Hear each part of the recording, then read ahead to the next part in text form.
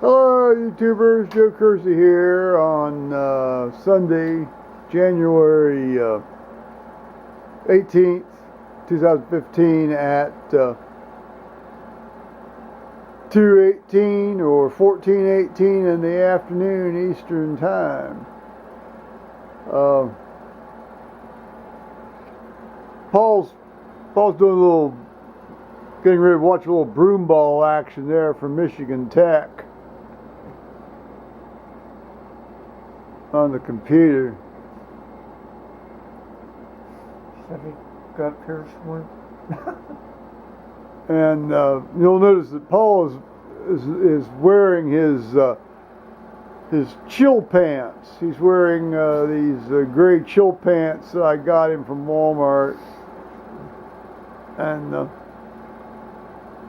show him how that fits down over your crippled leg there, Paul. So he had him down over the boot there for a while, and that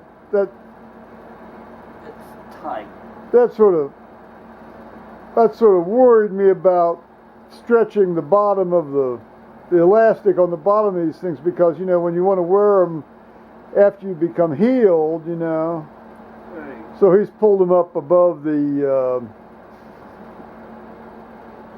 his Above the boot. above the boot.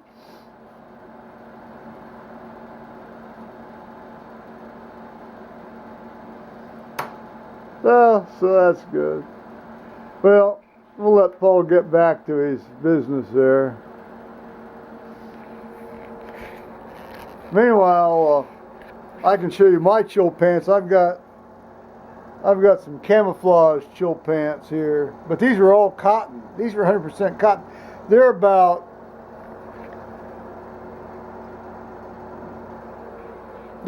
the same grade of cotton that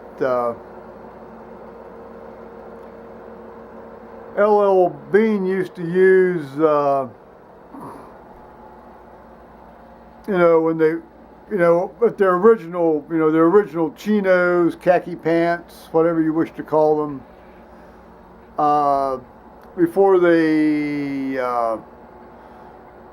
ditched their American suppliers and went to a series of suppliers in Central America that, the sizes are all over the place, and you've got this sort of really short, crotch to waist ratio.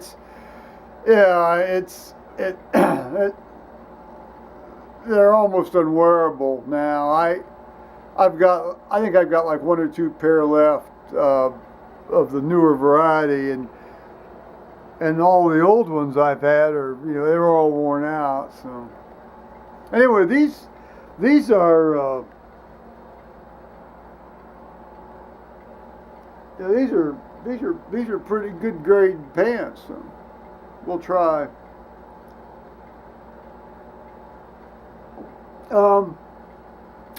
Well, I went to 8 o'clock service this morning, but before I did that, I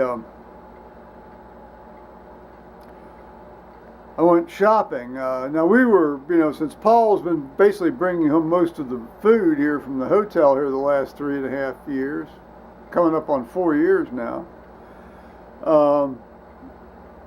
I had to go up and buy some meat. Well, I had bought some meat a couple 3 weeks ago, and but I zoomed into Walmart and I found about three or four hams for 99 cents a pound, and I think I found about 3 or 4 pork shoulders for between $1.68, $1.78 a pound. Enough to basically fill up our freezer. I might show that to you here in a little moment, but I also bought 6 pounds of Jimmy Dean sausage, which we just adore Jimmy Dean sausage. We used to eat a lot of it, but you know, you'd have to try to find it on sale. Well, I thought I'd lucked out this morning. It said, you know, the little sticker over the freezer case there said $2.66 a pound. Well, I really didn't think it would be any less than that, so I thought, well, I'll just buy some of this. So I bought 6 pounds. I got 6 pounds of it.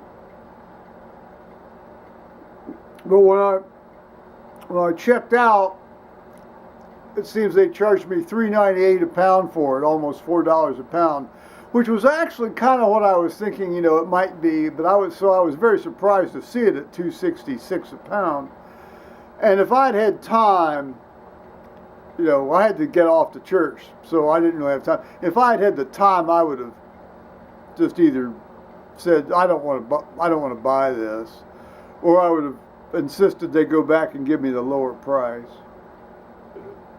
But, it's the first time I've bought sausage in about 4 years, so I can't really gripe.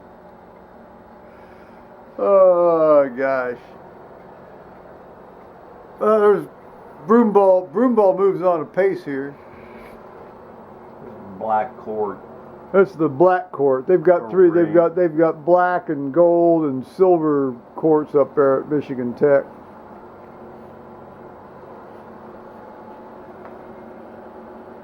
Redoing the thing. Paul's pointing out that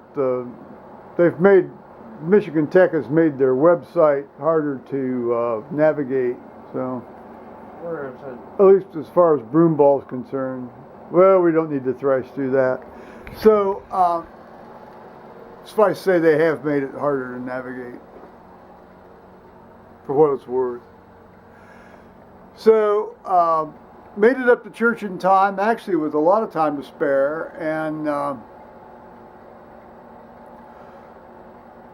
we were, you know, it was 8 o'clock, you know, I mean, you know, we often have anywhere between, we generally have around 23 people at that service. 23, 26 people at that service. But, you know, for various reasons, I think some of it because Charles left and, you know, the transition zone and the weather, and some of the stalwarts are sick, and, you know, one of them was in the hospital. You know, and a couple of them have gone into this kind of dwindle living facility, and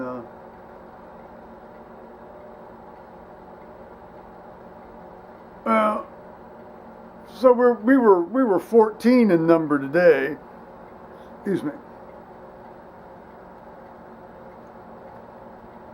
But nonetheless, we soldiered on and worshiped God, and then now it seems that, well, first of all, it seems that this family had gone down to see this football game there in Dallas, this Ohio State football, Oregon football game in Dallas. And of course they had their smartphones out and they were showing pictures of all the, you know, they took at the game. They were showing that at the little coffee station after the service. And the fellow who's circulating the letter to the bishop, you know, sort of as a petition to spare us this horrible transition process, you know, leaving aside the expense, just the horribleness of it, so that we can maybe get our wonderful Roseanne to stay.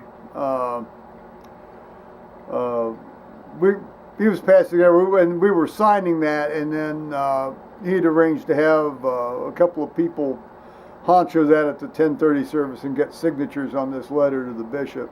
But it occurred to me that, you know, I think ultimately this isn't going to happen, because there's this whole series of folks down at the diocese that are in these positions, and this is what they do. This is what they do. They their job is to do this tire spinning.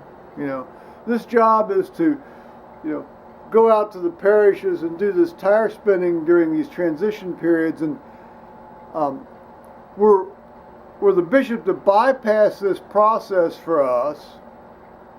One, it might say it's setting a precedent, so we'll have a slippery slope. I don't buy slippery slope arguments in general. And then more accurately, what would happen is these people would start fearing for their jobs as being, unnecessary and superfluous. If the congregations can do this on their own without all this help, all of these discernment aids, then these people might be out of a job. So there's going to be a lot of blowback in the diocesan offices over this. So I'm thinking we probably aren't going to. I think they're probably going to make us go through all this nonsense. But we shall see. We shall see. So, got a freezer full of meat and went to church and had a couple of good conversations afterwards with folks.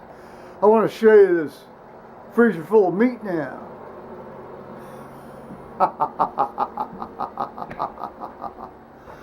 Let's see here. Oh, I don't want to turn that on. That's the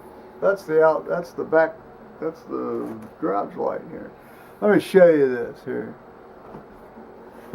Woohoo! We have a pork loin. We've got sausage. I've got two that I didn't freeze in the refrigerator. And look at all these hams and things. Hams and shit, as we say. Some of that ham's 99 cents a pound.